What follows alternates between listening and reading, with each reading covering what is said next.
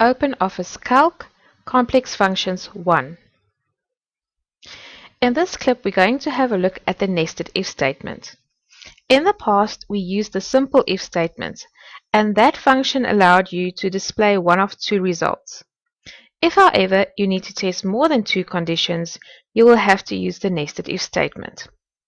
In this example, we're going to use the nested if statement to allocate the level of a member of a book club. So they allocated levels according to the number of books that they reviewed throughout the year. Over here we've got the table that we're going to use. So if you've reviewed 0 to 5 books, you're level 1, 6 books level 2, and so forth. We're going to start off with our nested if statement in cell D2. So we can start with equals if, open our bracket, and we're going to select a cell to test. In this case, cell C2, and I like working my way from the top down, so I'm going to start by testing whether cell C2 contains a value that is greater than or equals to 12, and if it is, semicolon, then the computer has to tell us that this particular person is on a level 4. Okay, right, now usually in a simple if statement, you would now just type in the other value for the false section, but we have 3 more values, level 3, 2, and 1, that we need to accommodate here. So instead of just typing in another value, we're now going to add an if statement again. So if, open bracket, and we're going to test cell C2 again.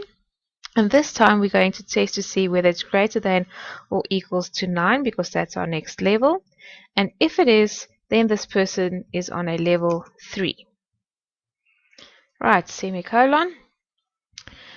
Once again, we still have 2 more values, so we're going to add yet another if statement. Open bracket. I'm going to test that same cell C2 again, and this time I'm testing to see whether it's greater than or equals to 6. And if it is, then the person is on a level 2.